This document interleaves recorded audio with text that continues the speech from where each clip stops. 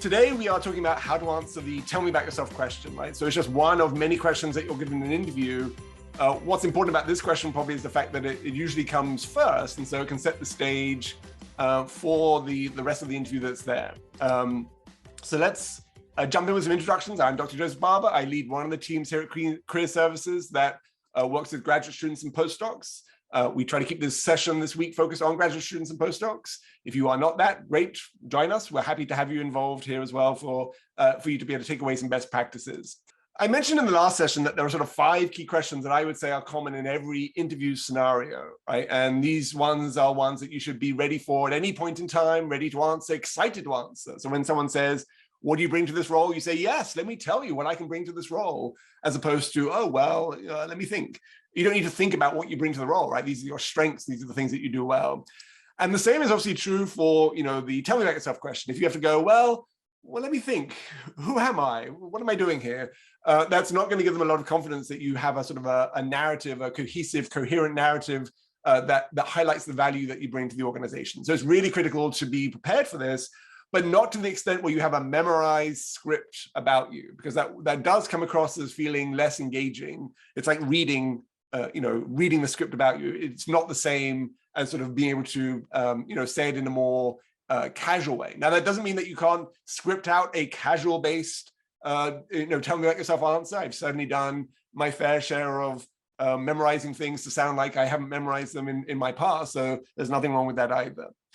But let's jump into sort of what this question is all about, right? So to a certain extent, it's a way to bridge between the awkward small talk. I hope you found us okay. Thank you for joining us. How is it in Seattle or whatever it is, to the actual sort of meat of the interview that they're doing. So certainly it's a great bridging statement that doesn't jump you straight into, oh, tell me how you're going to be a great marketing expert.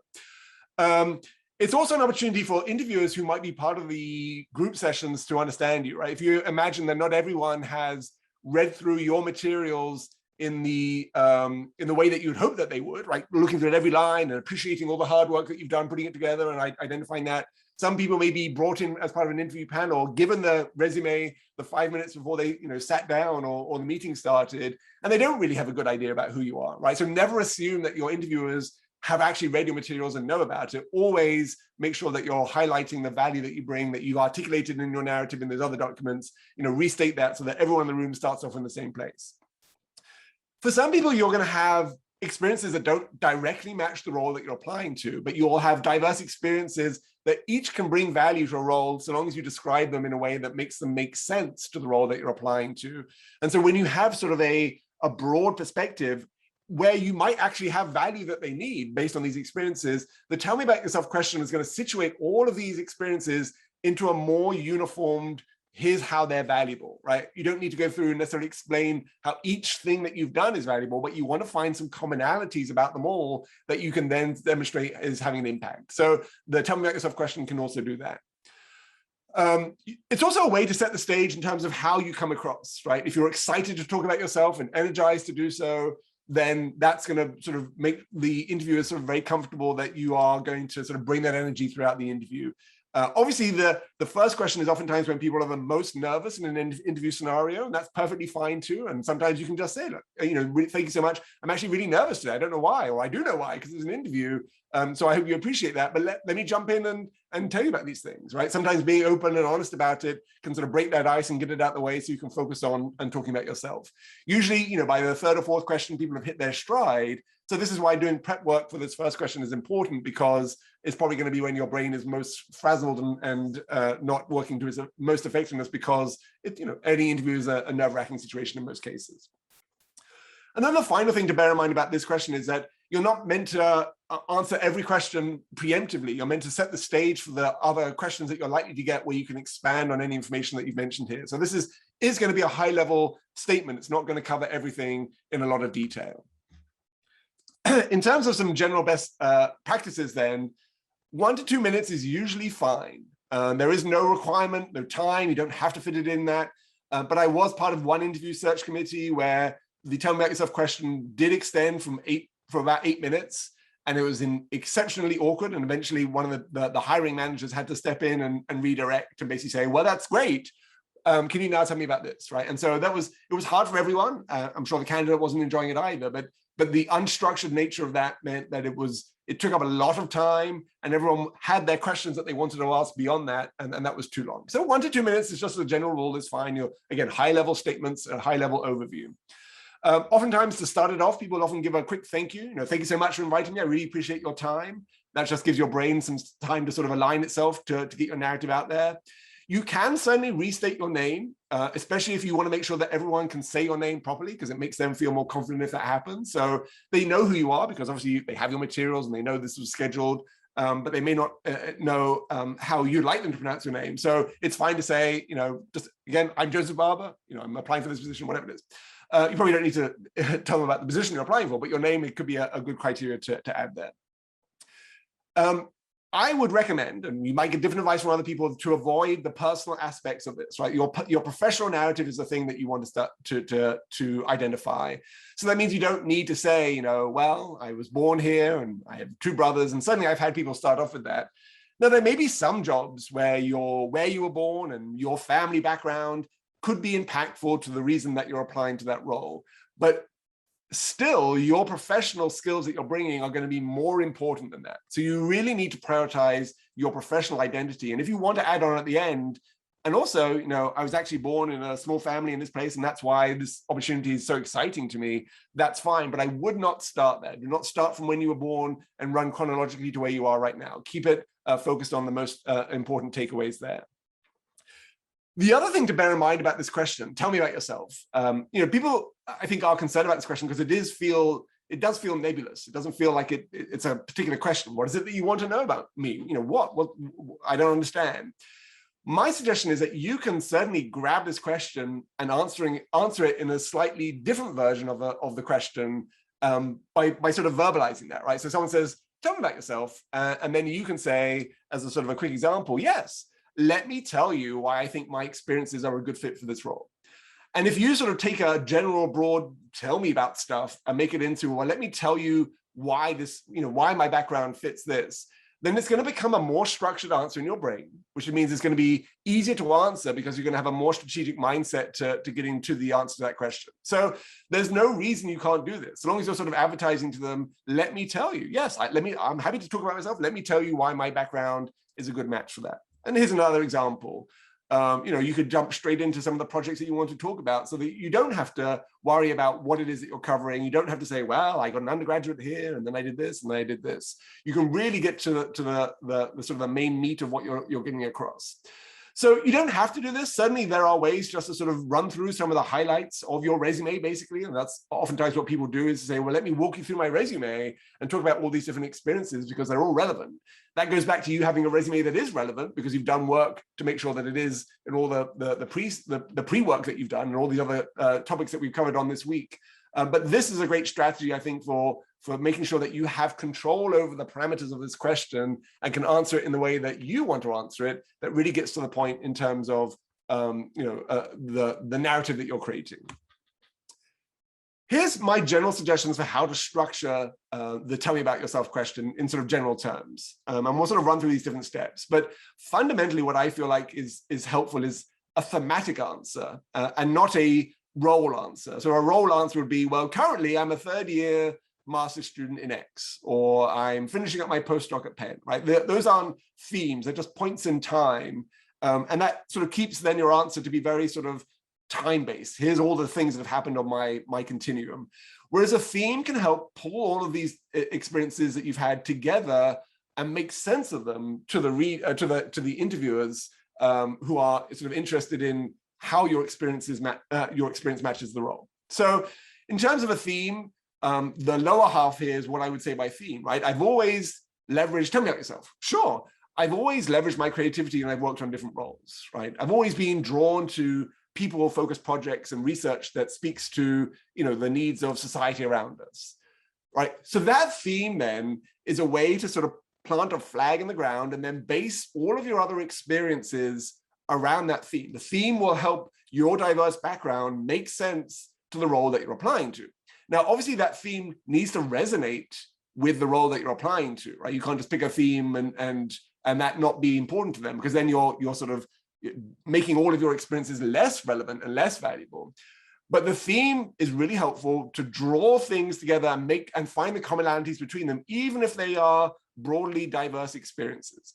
So what you can do with that theme is then walk through the experiences that you've had, right? So if I were to pick a theme for my experience, being comfortable in a new role, right? I've always felt the most excited and the most comfortable when I've been put in a new role where I have control over developing new systems, right? That might be my theme. Then I can say, I have a PhD in animal behavior. I started off at Disney's Animal Kingdom, and now I'm a career advisor here at Penn, right? My background is diverse, but in each of these roles that I've listed on the right-hand side that come from my resume, I've been in a new position. I've created new systems, new workflows. So with that theme in mind, I can go through my resume and my experience and say, look, here's how that looked like here, even though here was a very different place. Here was the happiest place on earth, but I was still comfortable in this new scenario, in this new setting to have an impact. So obviously you still have to sort of, as part of this, get in some of the skills and experiences that are relevant to the roles that you're applying to, whether those are technical skills or transferable skills. But it's going to be much easier for the interviewers to sort of put you back together sort of in their mind once they see how all of these experiences connect to something that they care about moving forward. So again, this is just a suggestion. This is not a rule or requirement for answering this question. This is how I see this being helpful for people, is that theme allows you to then look at all these experiences and find the commonalities between them. In terms of those relevant experiences that you're pointing to, I'm not suggesting complete star stories based on the session that you just had, where you break out situation, task, action, result. There's not going to be time within a 1 to 3 minute window to go into a lot of details about these experiences. But there is an opportunity to, obviously, as you're mentioning them, hit the keywords and the highlights that you're then going to be talking about in more detail in the rest of the interview.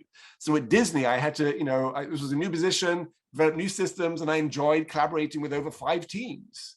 5 different divisions, right? And then you move on to the next example. And as part of my professional membership, I oversee 80 people, and there's a lot of intersection between different institutions as we do this. So these high-level statements about, well, I collaborated with people in different teams suggests a key skill or competency that obviously, if someone were to ask you, give me an example of a time that you worked, collaboratively, you're going to go into more detail about that. But you sort of want to hint at that in the first part as you're sort of talking about those experiences that align with your theme. So hopefully that makes sense in terms of what you're trying to do. Overview at this point in time, just to get them excited so that they can ask you more questions about what's going on. Now, for most people, this is where the tell me about yourself question tends to end. They give it they might say, I'm graduating there, I have this experience, I've done this, I've done this, I've done this. And then they sort of end at that point by sort of saying, and that's me. And what that does is, first of all, it makes the ending seem kind of weird and less exciting, but it really takes the energy out of you selling yourself to sort of end up by saying, well, I guess that's it then. That's who I am. My suggestion at this point is to turn what you've just said into a future-focused narrative for why what you've just talked about matches what they are looking for, right? So this to me is the pivotal part of this answer, is being able to transition to your future focus aspect of how these skills match what they're looking for. And so this is the statement that I would recommend people say, right? You say, this is who I am, this is what I've done. And then you say, and that's why I'm so excited to be interviewing here today, because, right? And so it allows you then to take what you've just said, flip it over and match it exactly to what they are looking for, which makes what you've just said entirely relevant to the role that you're applying to. So to me, this is a really exciting way to sort of get them excited about you, is to make sure that your own personal narrative always aligns with what they're excited about too. So, and then, you can go into details about what that might look like and why that sort of matches what they're looking for. From my understanding of the job, from the job description and from chatting with a couple of people, this seems like it's a new role focusing on new clients and new projects. I have, as you've seen, I have a lot of experience doing that, and I'm extremely comfortable. I actually find it really energizing to be in those scenarios where I can do that. So, I'm really excited about bringing my skill set, in addition to my collaborative mindset and my passion for whatever it is that you're doing, to this role, right? And so then you've created this nice, mirror image of your skills and their requirements, and you've put it together, and you've illustrated how your theme, the way you define yourself, drives your skill sets and your passions and everything to be a good fit for this role and bring value to that role. Now, yes, this will overlap slightly if they do go ahead and ask you, why do you want this job? But that's to a certain extent good, because you want your message to be coherent, right? You want there to be overlap so that they can see that this is valuable. But in the why do you want this job, you're going to go into much more detail about the skills, right? So in this why do you want this job question, I would say, based on what I understand, what you're looking for is someone who can do X, Y, and Z. I can do X. Here's an example. You tell a star story. I can do Y. Here's another example. Here's a star story. And I'm excited to learn Z because I've always been in positions where I've been able to learn quickly. And that's why one of the reasons I'm excited about this role, because it's a growth opportunity for me as well. So the star stories, the bigger, more robust stories are going to come into play in some of these later answers. The tell me about yourself, again, is a broad overview of what that looks like. And again, I'm a big fan of sort of breaking down these things into bullet points, not scripts, so that you can remind yourself what are the key points. If there are 5 key things you want them to know about you, write those 5 things down in the order that you'd like to say it. Picture that in your mind as you're going through the interview, but allow your brain to fill in the gaps, right? Don't create a long paragraph that you have to say, because your brain won't sort of work on that one too well. The other best practice for the narrative is that practice it out loud so that you can hear it, right? Record yourself, and I'll show you how to do that on Big Interview, and listen to it, because your audio memory of you hearing yourself speak is actually going to stick in your brain much better than reading paragraphs of text on a page as you're sort of writing out your talking points. So if you can hear yourself say it and hear yourself infusing your answer with energy and enthusiasm, you're going to be able to replicate that even when you're extremely stressed in an interview scenario. Your brain will sort of align your answer to what it's heard before. And that's a really helpful best practice. Take this piece of paper if you want. Again, stick it behind your monitor, right? This first question is important because you are the most nervous. And so anything that you can do to help yourself be confident that you're going to cover the main points is probably going to be helpful as part of this process. So you don't have to do this. You may have very fancy art behind your computer for all I know that you don't want to stick things on. But the idea is, whatever it is that can help you feel like you're not going to forget, because that's one of the fears that I think people have in interviews, is that you've thought about this, you have something to say, and then you get there and someone asks you the question, and your mind just goes, right? And there's no, you've forgotten everything that you want to say. 5 bullet points on a piece of paper stuck behind your computer to remind you of those things is going to reignite your brain, refire your brain, and you're going to be in a better position. Let's talk about some of the resources that are going to be helpful as part of this process. As I mentioned last time, we do have an interview page on our website. The Learn How to Interview resources are going to be really helpful for a broad range of interviews. We have resources covering everything from faculty to consulting to everything in between. The interviewing guide, as I said, is a really easy way to get a sense of what's going on. We give you examples of the types of questions you're going to get and things like that. So do download that. Again, I'll put the links into the chat here so that you have those, so you can find these on your own. They're all on the website. Big Interview, as I mentioned before, has a really great tool for practicing interviews. As part of their fast track, their curriculum, you can see that they have a Tell Me About Yourself, a 9-minute sort of video on Tell Me About Yourself. And I love the opening paragraph here, the transcript. This lesson covers the dreaded Tell Me About Yourself question. You hate this question. All of my clients hate this question, but it's a question that starts off 99% of job interviews. I highly recommend spending some time on this question because it's going to make a world of difference to your interview performance and your results, right? So again, investing in this process to make sure that you are taking advantage of that skill set is going to be incredibly helpful. Now, each industry category here on Big Interview has its own interview sets, right? So not just that Tell Me About Yourself question, but questions that are common to interviews. So you can do these practice interviews and practice, obviously different versions of the Tell Me About Yourself for different industries that you might be interested in. That's a really great thing. When you do those practice interviews, oftentimes there's information, they give you hints about how to prepare for those. So this is sort of some of the Tell Me About Yourself question hints that they have here.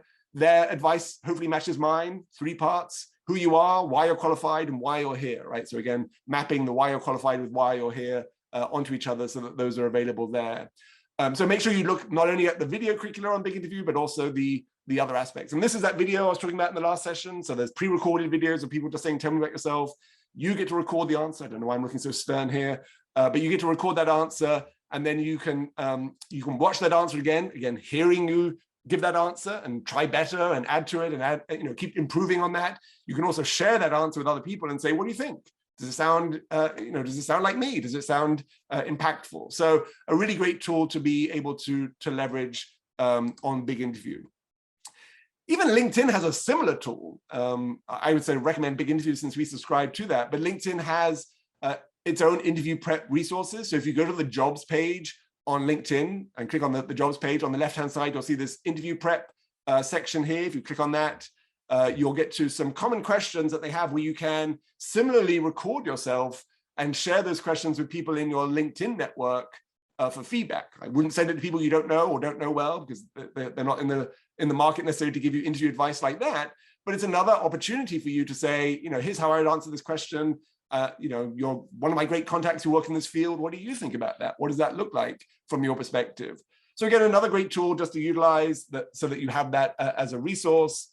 I haven't talked about this so far in the job search workshop week, but LinkedIn Learning has versions of all the types of topics that we've talked about thus far. You can go on to LinkedIn Learning because Penn, I know they subscribe to it, but they give you access to LinkedIn Learning, and you can look up any topic area, negotiating, networking, and find great resources out there. So the interviewing question, workshops and resources on LinkedIn Learning can be really helpful. Someone had asked in the chat, let me just go back here a second, or 1 second. This page here, the Tell Me About Yourself, comes from the Big Interview resource. So if you set up your free account on Big Interview, you can set up these mock interview scenarios where you can pick any question that you want. You can create 10 questions, you can pull those from the question library that they have, and then you can record your response to that. So hopefully that was the question that you're asking there. So don't forget about LinkedIn Learning. If you just click on the LinkedIn Learning on LinkedIn, it should connect you because it knows you're at Penn. But otherwise, go to this page, which again is in the links page, click on the Get Service, and I think that should set you up as well. Great, thanks, Joseph. Good morning, everyone. I hope everyone is doing well. I'm delighted to have you all join us this morning to talk about answering strengths and weaknesses in your interviews.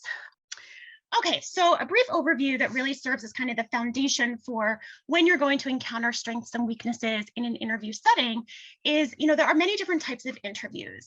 There are technical interviews, there are case-based interviews, and then there are also behavioral interviews. Behavioral interviews are probably the most common that you will encounter throughout the application process when you are asked to interview. The reason behavioral interviewing is so popular by employers is because it allows them to assess and evaluate your previous behavior and experiences in order for them to understand better what your future behavior might be in a particular situation or setting. So behavioral-based questions are going to, 99.9% of the time be some form in an interview, whether they have a separate behavioral interview for you, in addition to maybe a technical or case, depending on the career field that you're applying to. But in general, behavioral interviewing is the most common type of interview that you will encounter. You might be wondering, well, how do I know that it's a behavioral type of interview, right? How do I know that it's a behavioral type question? And these are some clues and some indicators, right? So typically the questions will be framed in a way that is asking for you to describe an experience, to talk about a time when you may have demonstrated X, Y, or Z. It might be a question that is focused on a particular experience in which you've demonstrated or in which you've utilized certain skills. It might be, give an example of a time when, walk me through how you were able to accomplish this. What were the steps that you took? What were the steps that you completed? So those are kind of the, I would say, clues and phrases that really indicate that this is going to be a behavioral-based question. The reason that they are used in most interview settings is because that is how they are able to keep things as equitable and objective across the many different candidates and applicants that they are bringing in to interview. So they're able to then compare one candidate with another based on these types of questions, right? So even if you have different skill sets, different backgrounds, different academic experiences, this is a way that enables them to have kind of a more uniform approach to the evaluation. They're able to then phrase the questions in a way that makes sense for that specific skill that might be required for the job role and job responsibility. And in addition, it allows you to have some insight into what that job might entail. What are kind of the day-to-day aspects of the job that you might encounter and that you might experience. So this enables you to also kind of determine that while you're in the interview itself. And lastly, these questions, the behavioral-based questions, are really a way that is an accurate predictor of how your future performance, your future experience is similar to what you've done previously, right? So it's kind of understanding how this is just a predictor of future experience and performance based on previous experiences and similar situations in the past that you have managed, that you have encountered, and that you have experienced. So thinking about how you should answer these questions, you always want to make sure that you have some concrete, tangible examples. That makes for a much stronger answer. And the reason I bring this up is it's particularly important when you think about the strength-weakness question, that you have some concrete experiences that you can talk about in terms of that strength or in terms of that weakness. So, really actively think about when you've had examples and experiences that have demonstrated particular skills. You don't want to be broad. You don't want to necessarily make generalizations. So again, be as specific as possible. You also want to be as honest as possible as well, right? Like, you should not be making up an answer. This has to be honest. It has to be based on your experience that you've had. And you also want to make sure that the skills and experiences that you select to talk about are going to be relevant to the position itself, right? That's very key, that it's correlating to what some of the job functions and responsibilities will be. So one of the ways that we feel is the most effective and strategic way to answer a behavioral-based question is using the STAR method. Some of you may have heard about STAR, some of you may not have heard about STAR, so I'm going to quickly give an overview of what the STAR method is and what it's comprised of. So STAR is an acronym, and each letter stands for a particular aspect of the experience and example that you will be talking about. So for example, the S stands for situation. So you want to think about, what scenario did you have where you were involved in a positive outcome, right? A positive result, and mention it in the context of where you were, what you were doing. Those details are going to be really important for that framework, right? So think of a particular situation that had a positive outcome and result. Describe the where, describe the what you were doing. Then you want to think about the task, the T. So for task, it's going to be, what were the tasks or challenge that was involved in that situation that you had to overcome, that you had to solve. A stands for action. So specifically describe what steps you took in this situation to complete the tasks, and how did you achieve those results? How did you achieve the outcome? The R stands for results. So specifically describe what were the positive results and outcomes that followed because of your actions. So it's always important to talk about what was your contribution in terms of those actions, right? So it may be an example where you collaborated with others, and it's going to also be important not just to talk about the collaborative aspect, but also your individual responsibility as well in terms of that larger collaborative effort. So you might be wondering, well, how do I create this STAR story when I go to answer the question, right? Especially when it comes to strengths and weaknesses. So as I mentioned, you want to make sure you're able to brainstorm your experiences where you've demonstrated X, Y, and Z. So for example, where you've demonstrated collaboration, teamwork skills, where have you taken initiative? Where have you maybe shown organizational skills, planning skills, problem-solving skills, analytical skills, leadership? Those are all going to be important categories to think about as you reflect on what stories you want to share and describe. The key is that these stories are not going to be unrelated to the position. They absolutely you want those to be relevant to the position as it relates to the job function, expectations, and responsibilities. You also may want to think about not just examples that, the result or outcome was predictable, or perhaps, what everybody had expected, because sometimes that shows how you were able to, handle ambiguity, right? Or handle something that was unfamiliar. So that's also important to think about. It's kind of that broad range of examples that you want to make sure you're comfortable speaking about. You also want to think about practicing your story, practicing that narrative. Now, the caveat with that is you don't want to make it sound like you're absolutely memorizing it word by word, right? Because then it sounds very robotic and it just doesn't sound very genuine, right?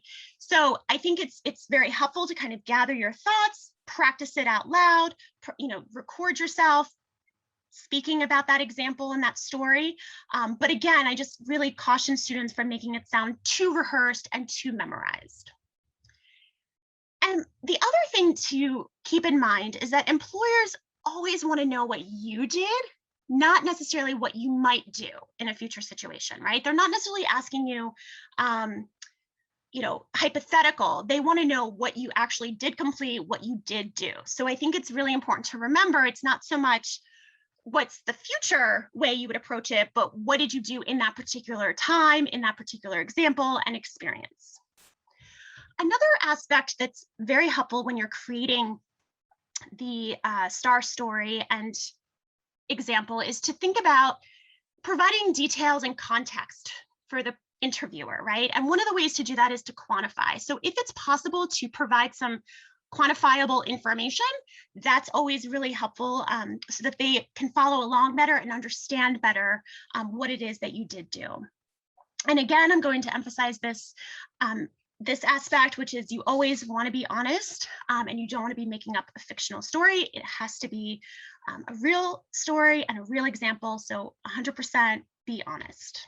So in terms of how to structure your answer for your strengths, for being asked that question, you might be, before you start to kind of think about using the STAR method, you might wonder, well, why am I being asked what my strength is or what my greatest strength is, right? Trying to determine what is the best quality you bring for that job can sometimes be a bit stressful, right? I think that, when we meet with students in a mock interview, for example, or when we discuss some interview prep, it's one of the more, I would say, unclear answers for a lot of people. And the reason being, I think that it's sometimes uncomfortable to think about, well, I'm really good at doing something, and I really want to talk about my example that I have for this, right? And it sometimes can be a bit awkward, and you're just not sure, like, well, is that the right strength I should choose? Is that the right one I should talk about? So, think about, well, why is the employer asking you this? Why do they want to know what your greatest strength or what your strengths are, plural? And it's really to help them determine what your own familiarity is with that position, right? So what do you bring as a candidate in terms of your skill sets? What do you bring as a candidate in terms of your experiences? And it's also really important that you think about, okay, well, what are a few of my strengths? I think that most people only maybe prepare one strength, and maybe you're only going to be asked to give your greatest strength, but you really want to be prepared to describe at least 3 to 4 strengths as they relate to that job position, as they relate to the career field, and then prioritize which strength you want to talk about, because you may not necessarily be able to talk about all of them, but if you are able to talk about all of them, you can kind of prioritize which ones you want to discuss and describe first. You want to make sure that when you're answering the question, you are providing examples using STAR. That just makes for a much stronger answer, a much more cohesive answer, and one where the interviewer is able to then, at the end of the interview, really understand, what your greatest skill sets, what your greatest strengths are that you bring as a candidate. So one of the examples that I have included here is kind of to show how vague some people might approach this question and why this is not a good approach to answering what is your greatest strength, what are your greatest strengths, because it's very broad, it's very general. So by saying, well, they would say I'm a good problem solver, I take initiative, I'm a team player, I'm easy to get along with, I'm well organized and highly motivated. Well, that just becomes a list of all of these skills, but it doesn't actually say, well, when have you demonstrated these particular areas? And how did you demonstrate that? How successful were you at demonstrating that? So that's why, when you think about using STAR, you're able to structure and format your response in a much better way. So for example, kind of the flip side to that previous answer is, here's how you can utilize STAR by talking about the situation. You can utilize STAR with the task, action, and result. So, they would say I'm a good problem solver and I take initiative. Recently, I was asked to use a database of department alumni contacts that hadn't been updated in a while. It took a long time to get through the information, so I reorganized the search fields and at the same time deleted old records I came across. As a result, the database is a lot more accessible and we are all using it more frequently, which will help us keep the information much more up to date. So as you can see, this is utilizing the S for situation, the T for task, the A for action, and the R for result. So it shows every aspect of the STAR method, and this is a much better answer. This is one where the interviewer can leave, after the interview is over, leave the interview and have a better sense of what you bring as a candidate based on your strengths and skill sets. So on the flip side, in most interviews, in most behavioral interviews, they may ask you, what is an area of weakness? And I can't say that I think weakness is the best word choice. I think that it's really important to remember that if you reframe it in your mind as an area of further growth or development, that's a much more positive outlook, I would say. I think it's important to remember that no candidate is perfect. It's not going to be a matter of checking off every single box in terms of the skill set and responsibilities and experiences. So I think, when you are asked, well, what is an area of weakness, or what would you say is the greatest weakness? Immediately in your mind, think about, okay, well, what can I improve, right? Where can I cultivate some further growth? And how do I show that I've developed that, right? So you can state your weakness, but you want to then use the STAR method to show and describe ways that you've been able to overcome this successfully, or that you're still further cultivating this particular area. So, when I say that, no candidate is perfect, that is true, right? So interviewers know that there is no perfect candidate, but that what they want to know is, can somebody answer this question honestly? Can they answer it genuinely, right? And not sound cliche? So for example, I think, one of the areas of weakness that I often hear in a practice interview with students is people will say, well, I'm a perfectionist. And they think that that's a good weakness to talk about. Well, the issue with that is that it's actually something that sounds very cliche. It's a bit disingenuous. And it doesn't really say much, right, for what area of growth you would like to have as it relates to this particular job. So it just doesn't give enough insight. A weakness certainly should not be something that would disqualify you from the job. So if, let's say, there's a core part of the position responsibilities and you have no experience doing that, well, that could be an issue. But if, let's say, one of the areas of responsibilities might be presentation skills, right? Public speaking, in that kind of area. You can mention, that maybe you don't have as much experience in that particular area, or you may not always feel comfortable giving presentations, but you are taking active steps and initiatives to addressing this particular area of further growth or development. So, have you sought out or have you actively found opportunities to be able to do that, right? So maybe you might have a chance to be able to give a presentation to not just, classmates or colleagues or advisors, but maybe you would have an opportunity to give a presentation at a conference or a symposia or colloquium, right? So that would enable you to then improve your public speaking and presentation skills. And if you have had that opportunity, talk about how that's enabled you to feel more comfortable when speaking in front of others. So it shows that you acknowledge that this is an area of further growth and development, but that you are actively taking steps on how to improve that. So I think by showing them that you're taking that initiative, you're taking these steps, that will certainly be something that will not necessarily be a weakness down the road, right? Another example that sometimes, I've heard students say is an area of weakness is maybe they don't necessarily know or feel comfortable delegating uh, certain aspects of the project to other people, right? Like they just feel more comfortable doing it on their own. And sometimes delegating is important to be able to do, right? Because there may be multiple projects that you're working on concurrently. You may need to be able to have, colleagues and coworkers help and collaborate. So even if it's not something that naturally comes to you, you can talk about ways that you are trying to make more of an effort to be able to delegate specific tasks and specific areas of that project to others so that you're able to then achieve the end goal more effectively and more efficiently. So some of the resources that we have available to you include Big Interview. So some of you may be familiar with this platform and some of you may not have heard of it yet. I did provide the link, and I know that that's also going to be in the link on the sheet that you receive after the workshop is over. This is something that we have utilized in career services, and it enables you to really practice answering interview questions, right? You are able to select questions based on a particular career field, a particular career industry.